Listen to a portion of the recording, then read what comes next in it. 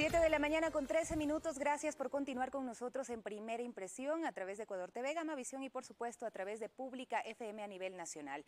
La situación de las cárceles en el país obligó a que se declare en días pasados el estado de excepción que busca contener los problemas de seguridad provocados por el hacinamiento en los 36 centros penitenciarios que existen en el Ecuador. Revisemos brevemente la realidad que se vive en este sector. En todo el territorio nacional existen 36 centros de rehabilitación social. Hasta abril de 2019, 40.096 personas se repartían en estos centros, 37.234 hombres y 2.862 mujeres.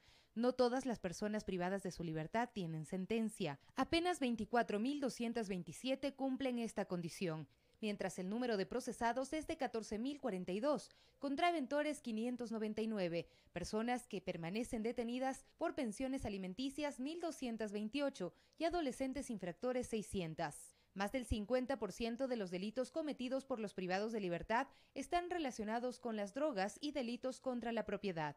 Se dividen así: relacionados con droga, 29%, contra la propiedad, 26%, contra la integridad sexual, 15%, contra la vida, 13%, asociación ilícita y delincuencia organizada, 5%, otros, 12%.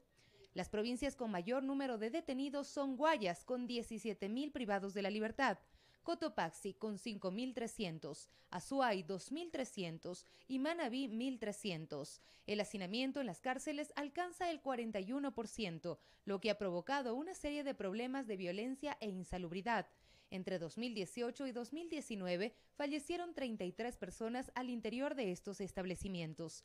Aproximadamente 2.200 policías vigilan la parte externa de los centros de rehabilitación y 1.500 agentes de seguridad penitenciaria custodian las instalaciones, número insuficiente para vigilar a más de 40.000 internos. Sofía Montoya, Medios Públicos. Está con nosotros en este momento Esteban Torres, asambleísta e integrante de la Comisión de Justicia, quien nos acompaña para analizar este y otros temas. Muy buenos días. Bueno, revisamos estas cifras y realmente llega a preocupar muchísimo, aunque esta realidad no es nueva, esto viene desde hace muchos años atrás, no deja de ser preocupante. ¿Por dónde empezar entonces? Bueno, en efecto es un problema muy grave el tema de las cárceles en el Ecuador. Hay un nivel de hacinamiento que llega al 40%, bien se dijo ya en la nota anterior, y también hay una sobrepoblación carcelaria que alcanza las 41.000 personas privadas de la libertad cuando no existe realmente cárceles para tantas personas. Y lo que pasa en varios centros, y que no son necesariamente los peores, se comparten celdas que son para 3 personas, se meten 12 personas, en pabellones donde hay máximo para 200 personas están casi 1.000 personas. Entonces, bastante grave la situación, con los consiguientes problemas de droga interno, de delincuencia, de bandas organizadas, que yo creo que es una tarea no causada en estos últimos años, sino que venimos arrastrando desde hace mucho tiempo, y hay que tomar varias decisiones. También el tema legal tiene que acompañar esto. Ha habido un abuso, lamentablemente, de la prisión preventiva. Cuando bien se podrían tomar medidas alternativas, como si funcionaran bien, por supuesto, los grilletes y más opciones que da la ley para que no necesariamente una persona esté privada de la libertad, salvo en casos en los que yo sí estoy completamente, y soy muy firme en el tema que tiene que estar privado de la libertad, delitos contra la vida, delitos contra la integridad sexual, que no se pueden permitir que estén libres de estas personas, incluso mientras dura su proceso. En todo caso, hay esos temas, hay una gran responsabilidad del gobierno actual en ver cómo se cambia esa situación. También, porque muchos de estos temas dependen de los cambios que se puedan dar a través de las leyes. ¿Qué se propone? Así es, precisamente se está discutiendo en segundo debate la reforma al Código Orgánico Integral Penal, que trata ciertos temas relacionados con el tema carcelario. Se está también debatiendo otras leyes que se refieren a la seguridad ciudadana, en lo que, por ejemplo, se ha discutido mucho es el hecho de que aquellas personas que cometen cierto tipo de delitos, por ejemplo, contra la vida o la integridad sexual, cumplan el 100% de su pena, no salgan, y que sean, por supuesto, ellos quienes estén privados de la libertad, y no ciertas personas que, como le digo, podrían tener medidas de alternativas. Como las personas, por ejemplo, que adeudan pensiones alimenticias. Por ejemplo, ahí también hay un tema muy fuerte que incluso se presta para ciertos abusos, a pesar de que vemos que no es el grueso de la población carcelaria el tema de la pensión alimenticia, sí es bastante alto. Pero son 1.200 personas que están en un momento de su vida compartiendo cárceles con quienes están por crímenes realmente graves. Y muchas veces sin poder generar los ingresos precisamente para pagar esas pensiones. Yo creo que ese tema se ha llevado al extremo también en este país.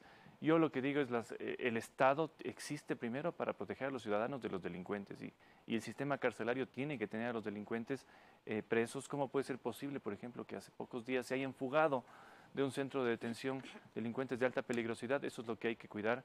Y por supuesto también el tema de la inseguridad interna, porque a veces estar dentro de una cárcel es más costoso que estar afuera. Vivir en una cárcel es más costoso que vivir afuera, precisamente por la seguridad y por todo lo que eso implica. Entonces hay que hacer varios cambios importantes. Pasa también por el tema de los guías penitenciarios que no tienen la capacidad, no tienen la preparación para poder contener ni siquiera riñas, que podrían ser una especie de riñas callejeras que se dan ya al interior de las cárceles, pero con el uso de armas blancas que en teoría no tendrían por qué estar dentro de las cárceles del país. Es que también hay una preocupación porque hay una distorsión en la ley respecto del uso de la fuerza cuando esta es legal.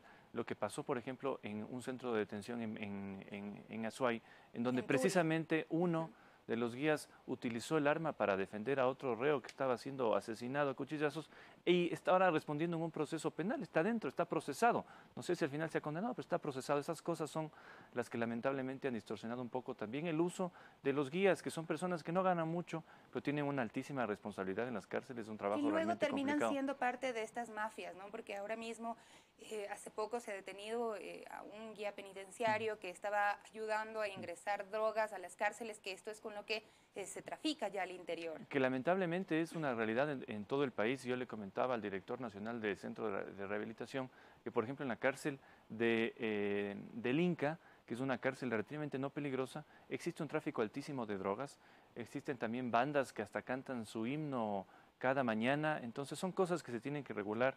Es bastante difícil, hay también un tema de que son dependientes de la droga muchos reos, entonces son temas que se tienen que controlar, sobre todo para que aquellos que están ahí cumplan su pena, pero no salgan asesinados, ¿no? Porque es lamentable lo que está sucediendo. Y los cambios en la ley que se puedan dar en este tema de la prisión preventiva, ¿qué se podría plantear? ¿Cuáles pueden ser las alternativas?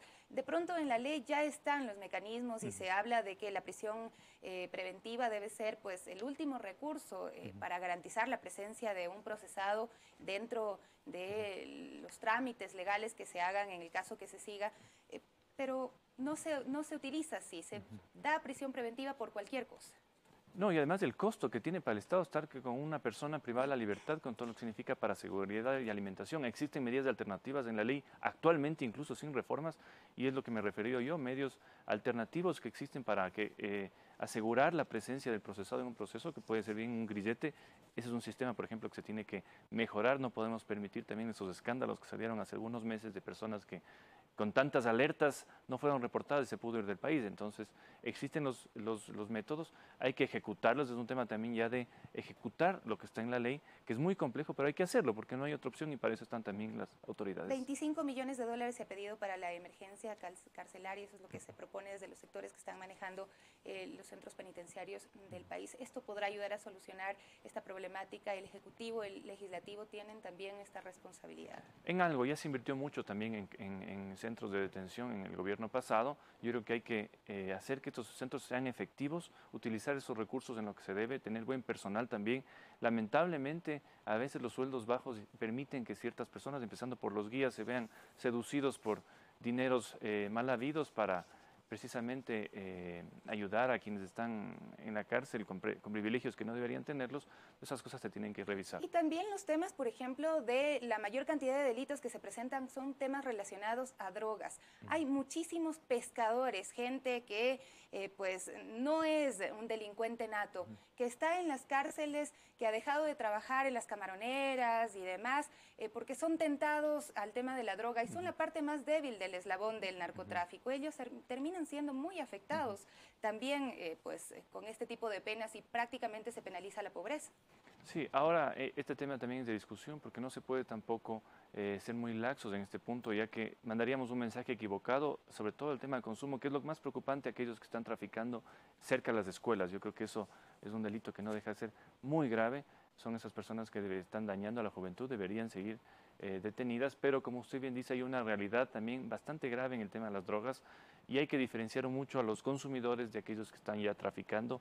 Se ha discutido eso en la reforma al Código Orgánico Integral Penal, es un tema de un arduo debate de varias posiciones y yo creo que como le digo, mi preocupación al menos es que aquellos que están no solo en Guayas, sino aquí en la propia ciudad de Quito, robando celulares y pegando, asaltando, rompiendo las cuencas de los ojos, como lo hicieron a un joven hace algunos meses, estas personas estén presas, cumplan el 100% de la pena, porque también es cierto que están con el 60%, ya salen libres y eso es una locura. Entonces, violadores, asaltantes y, por supuesto, delincuentes que han atentado contra la vida, que ellos estén presos. Yo creo que se tiene que discutir también el tema de las drogas, porque si hay una sobrepoblación en este segmento, alguna solución hay que pensarla. Muchísimas gracias por acompañarnos el día de hoy. Esteban Torres, asambleísta y miembro de la Comisión de Justicia, planteaba ahí algunos temas de reformas que se pueden hacer y las responsabilidades que se asumen desde el legislativo, también del ejecutivo y de las personas que están a cargo del sistema penitenciario del país para resolver esta problemática que también ha provocado ya la muerte de 33 personas en las cárceles. Volvemos enseguida con más de Primera Impresión.